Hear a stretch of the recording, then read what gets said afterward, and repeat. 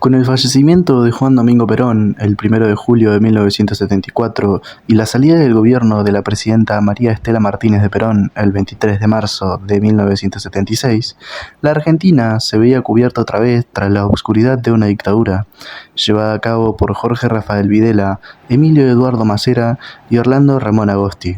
Si bien todos conocemos los hechos trágicos que ocurrieron durante esta dictadura, hoy vamos a ver cuáles fueron las decisiones que tomaron como parte de su reforma financiera. Una de las primeras medidas del nuevo gobierno es la reforma financiera de 1977, la cual buscaba liberalizar el sistema bancario y facilitar el acceso al crédito. Sin embargo, esto abre las puertas a un endeudamiento masivo, la apertura de las importaciones y la sobrevaloración del peso mediante la famosa tableta cambiaria impulsan el consumo de productos extranjeros, mientras la industria nacional sufre las consecuencias. La idea detrás de la tablita era mantener el dólar controlado y frenar la inflación, pero los efectos fueron devastadores para la producción local. Bajo la administración de Martínez de Oz, Argentina experimenta un boom de endeudamiento extremo. Las empresas privadas, incentivadas por el tipo de cambio y las bajas tasas de interés internacionales, toman enormes préstamos del exterior.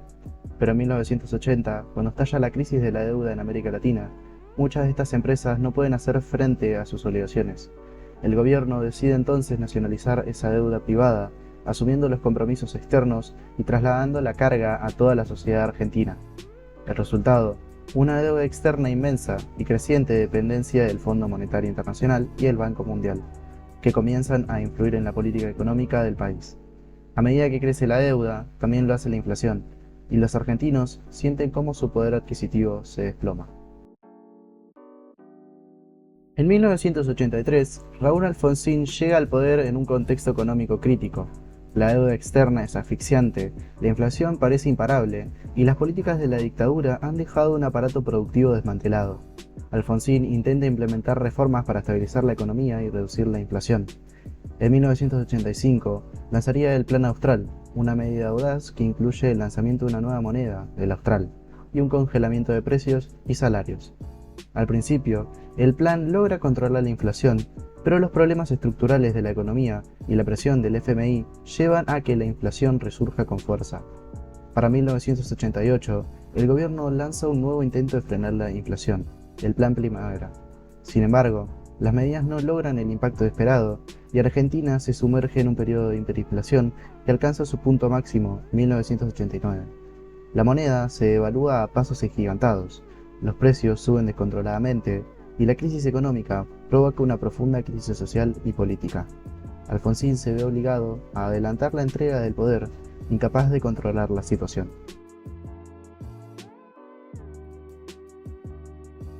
Las políticas neoliberales de la dictadura y las crisis económicas que se desatan durante la gestión de Alfonsín tienen consecuencias devastadoras para la sociedad argentina. La inflación, el desempleo y la caída del poder adquisitivo golpean con especial dureza a las clases medias y bajas. El tejido social queda profundamente dañado y muchos argentinos caen en la pobreza.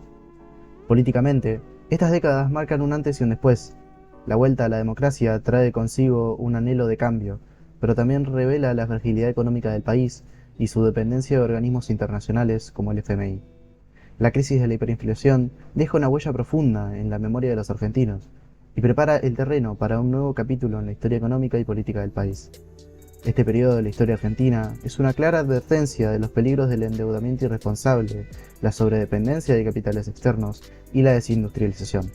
Las políticas de corto plazo, orientadas a controlar la inflación mediante la tablita cambiaria y los planes de estabilización, terminaron agravando los problemas estructurales y dejando la economía en una situación de vulnerabilidad extrema.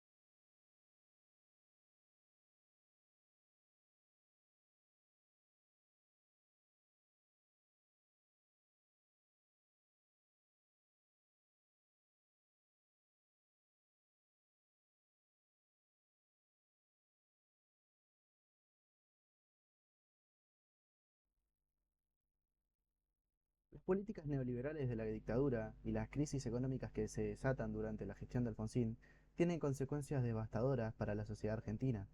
La inflación, el desempleo y la caída del poder adquisitivo golpean con especial dureza a las clases medias y bajas. El tejido social queda profundamente dañado y muchos argentinos caen en la pobreza. Políticamente, estas décadas marcan un antes y un después. La vuelta a la democracia trae consigo un anhelo de cambio, pero también revela la fragilidad económica del país y su dependencia de organismos internacionales como el FMI. La crisis de la hiperinflación deja una huella profunda en la memoria de los argentinos y prepara el terreno para un nuevo capítulo en la historia económica y política del país. Este periodo de la historia argentina es una clara advertencia de los peligros del endeudamiento irresponsable, la sobredependencia de capitales externos y la desindustrialización. Las políticas de corto plazo, orientadas a controlar la inflación mediante la tablita cambiaria y los planes de estabilización, terminaron agravando los problemas estructurales y dejando la economía en una situación de vulnerabilidad extrema.